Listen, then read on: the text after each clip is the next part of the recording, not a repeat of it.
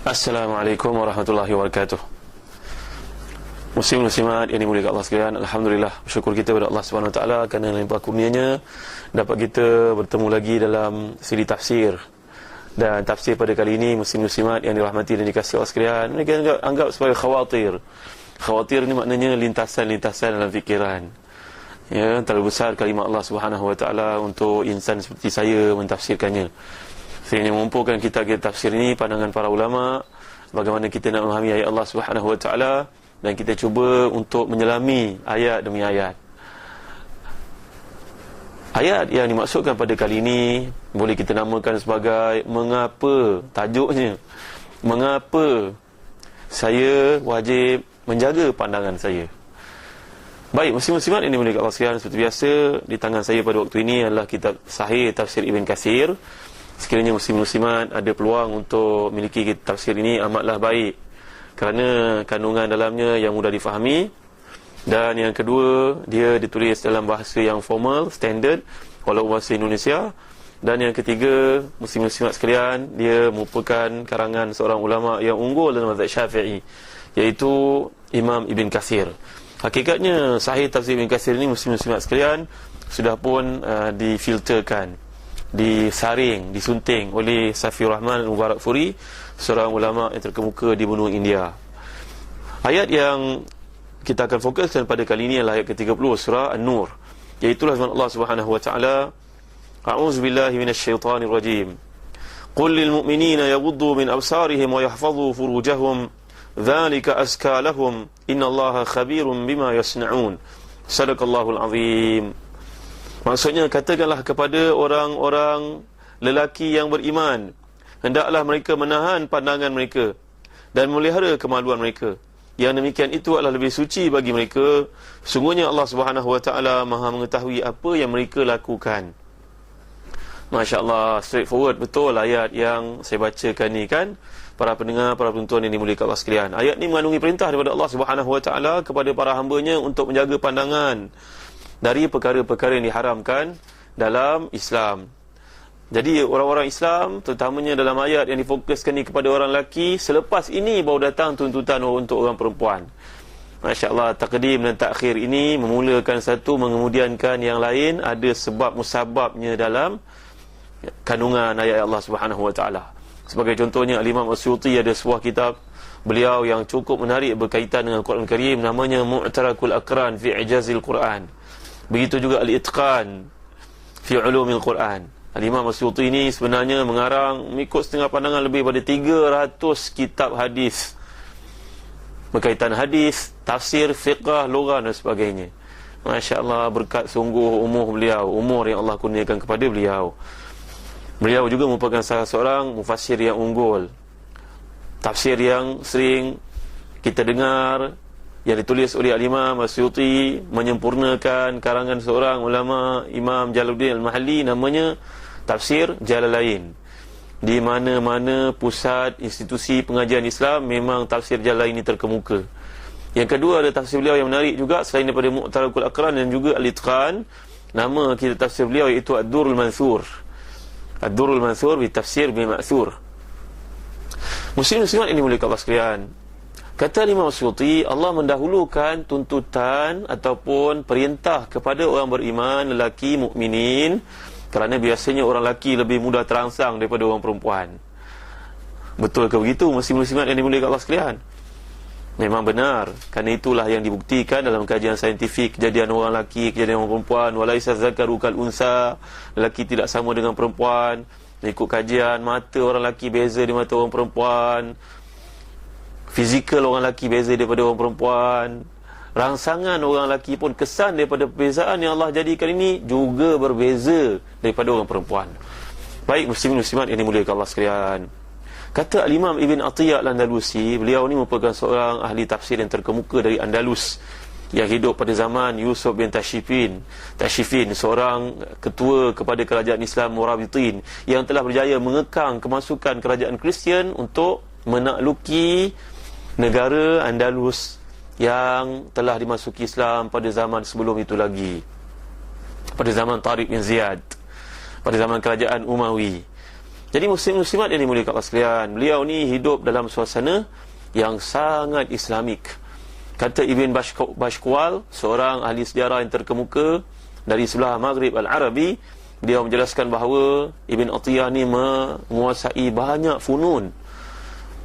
Dalam sudut hadis dia lah jagonya, dalam sudut fiqih Maliki beliau lah jagonya, dari sudut sejarah beliau lah jagonya, dari sudut lughah beliau juga jagonya, dari sudut tafsir beliau juga jagonya. Jadi muslim-muslimat yang dimuliakan Allah sekalian, dalam tafsiran ni kita belajar bukan sahaja tafsir ayat, tapi tafsir yang telah pun dijelaskan oleh para ulama mufassirin. Syakhsiyah ni kita belajar, tarajim mereka ni kita belajar. Sebagaimana ilmu hadis dari sudut riwayah dan juga dirayah, maka tafsir juga begitu muslim-muslimat yang dimuliakan Allah sekalian. Muslim-muslimat boleh ikut ke apa yang saya sebutkan ni? Maknanya dari sudut kita membahaskan ayat Quran, kita kena tahu metod atau metodologi para ulama tafsir ini. Kata Ibn Atiyah Al-Andalusi, kalau kita lihat ayat yang Allah gunakan di sini, qul lil mu'minin yaghuddu min absarihim, katakan kepada orang beriman lelaki agar menundukkan pandangan mereka. Min ini kata Al-Imam Ibn Atiyah, min merujuk kepada, kalau kita lihat sebenarnya ia mengandungi makna litab'id. Litab'id ini bagi menunjukkan min itu mengambil tempat atau menjelaskan sebahagian. Min ini maknanya sebahagian dalam konteks ayat ini. Kerana seseorang Islam tidak mungkin dapat menundukkan pandangannya 100%. Boleh tak agak-agak muslimin yang melihat kuliah tafsir ini, menonton, agak kita nak jalan kat pasar raya, kat mana-mana untuk menunaikan hajat kita, nak pergi kerja umpamanya, bawa kereta, tutup pandangan. Kenapa? Kerana melihat di depan orang bawa motor, isterinya duduk belakang membonceng, pehanya nampak, betisnya nampak.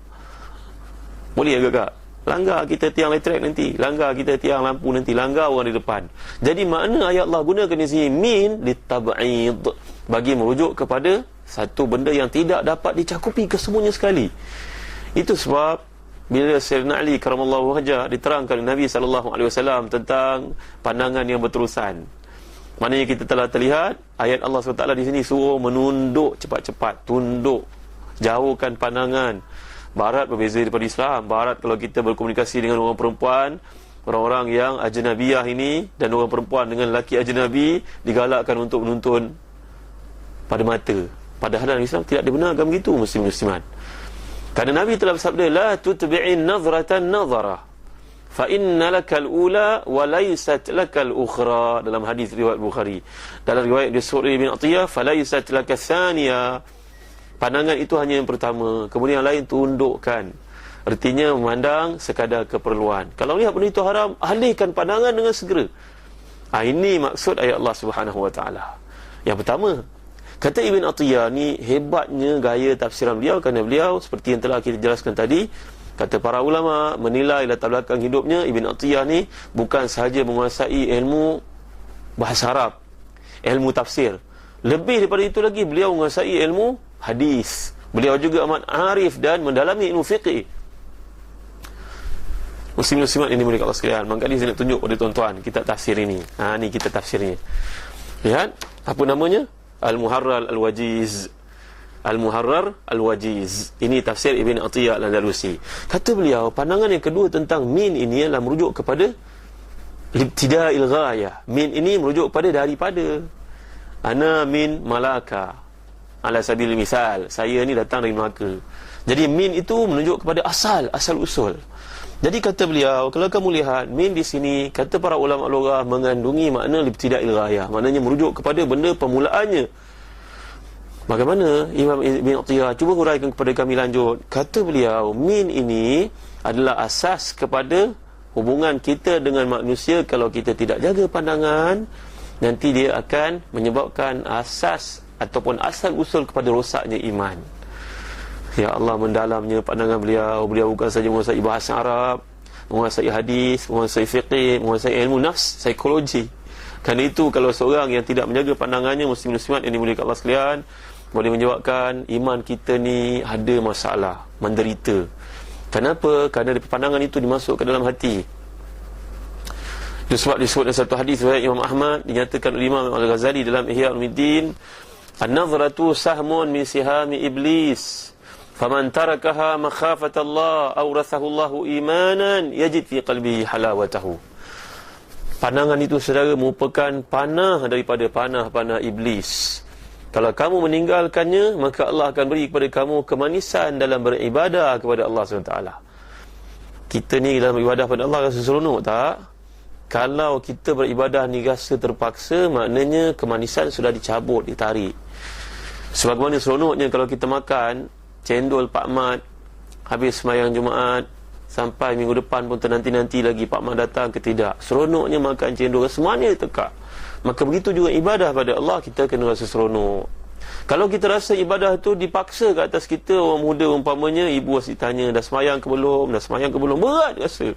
Tandanya orang muda yang dimuliakan Allah sekalian, iman kita ni ada problem. Kalau benda itu kita seronok melakukannya, setiap kali azan berkumandang, kita dah ready untuk sembahyang. Kenapa kita seronok melakukan ibadah tersebut? Nampak tak? Jadi salah satu faedah menundukkan pandangan dalam hadis ini dinyatakan bahawa orang menundukkan pandangan di melihat yang haram, mengawal pandangannya, bukan pergi tutup mata begitu. Muslim-muslimat sekalian, kita kena realistik hidup pada zaman seperti hari ini. Tapi hendaklah menjaga diri kita daripada melihat yang haram, berpandukan kepada huraian dikemukakan oleh Ibn Atiyah Al-Andalusi dalam tafsirnya Al-Muharrar Al-Wajiz. Muslim-muslimat yang dimuliakan Allah sekalian, Islam ni merupakan satu cara hidup yang sempurna. Kerana itu bila Nabi SAW bersembang dengan para sahabat, dan sembangnya Nabi sembang yang bermanfaat. Lalu Nabi telah pun mengingatkan para sahabat, sekiranya kamu terpaksa duduk di jalanan melepak-lepak dengan kekawan, iyakumul julus fit turuq. Nabi telah pun mengingatkan, iyakumul julus fit turuqat. Kamu hendaklah mengawasi, menjaga diri kamu daripada duduk di jalan-jalan awam. Kemudian Nabi telah bersabda, in abaitum fa'atu at-tariqa haqqah. Kalau kamu terpaksa duduk kerana satu tujuan menanti, umpamanya kita menanti isteri kita keluar dari pejabat, umpamanya kita menanti anak kita keluar dari sekolah, umpamanya kita menanti teman kita sedang membeli di supermarket, kawan serumah kita umpamanya kita menemani ibu kita pergi menunaikan hajatnya, beli barang tertentu, kita tunggu dalam kereta atau di mana-mana. Jagalah hak-hak yang ada ketika kamu sedang duduk. Ya Allah, duduk tepi jalan pun ada hak juga rupanya muslim-muslimat yang dimuliakan Allah sekalian. Ini disebut oleh Al-Imam Ibn Katsir dalam tafsirnya. Lalu Nabi telah menjelaskan bahawa sungguhnya duduk di jalan tu pun ada perkara-perkara yang perlu kamu jaga. Apa wahai Nabi? Yang pertama, ghaddul basar. Jagalah pandangan. Tengok, jaga pandangan. Yang kedua, waqaful adha. Elakkan daripada menyusahkan orang-orang lain. Jangan parking tak menentu hala orang-orang muda. Ni Nabi dah tegur saudara, tahu tak? Parking di tempat yang betul. Ini tempat orang sakit pun di parkingnya. La ilaha illallah, maksud dia keluar ingat orang tempang, orang ada wheelchair, rupa orang sihat, segar keluar daripada, tak malu dia. Nabi kita telah mengajar kita jaga perkara ni tahu. Bukan barat yang dibangga-banggakan dengan kononnya tamadun yang ada pada mereka. Mana masyarakat barat tamadun, muslim-muslimat sekalian? Tamadun tu maknanya asas dia hubungan tauhid dengan Allah SWT. Namanya civilized tamadun. Yang ketiga, waradus salam. Kalau kamu duduk tepi jalan, orang bagi salam, jawab salam ataupun beri salam pada orang. Yang ketiga, wal amru bil ma'ruf wan nahyu 'anil munkar. Dan yang keempat, hak duduk di tepi jalan ni hendaklah menunaikan tanggungjawab al amru bil ma'ruf wan nahyu 'anil munkar. Maknanya ada 4 tanggungjawab. Kalau 4 perkara ni boleh kamu lakukan, maka duduklah di mana sahaja.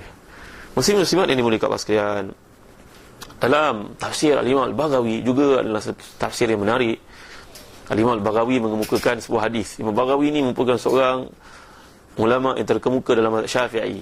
Beliau bawa hadis bahawa Nabi SAW telah bersabda, ukfulu li bi sittin akfulu lakum bil jannah. Kamu jaga 6 perkara, maka aku jamin kamu 6 kenikmatan.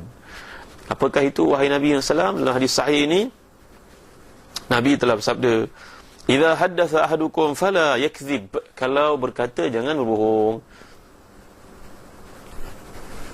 Pertama. Yang kedua, wa idza atumina fala yakhun. Kalau diberi amanah jangan khianat. Wa idza wa'ada fala yukhlif. Kalau disuruh ataupun berjanji jangan dia mungkir. Yang ketiga, wa ghuddu absarakum. Dan jagalah pandangan kamu wahai orang-orang muda. Bukan orang muda je, orang tua pun sama. Jagalah pandangan kamu. Wa kufu aydiyakum. Dan jagalah tangan kamu daripada bertindak zalim pada orang. Itu yang kelima. Wahfudhu furujakum. Dan jagalah kemaluan kamu. Yang keenam. Ingat balik semua muslim-muslimat ini mulai kat sekalian, jaga 6 perkara. Nabi janji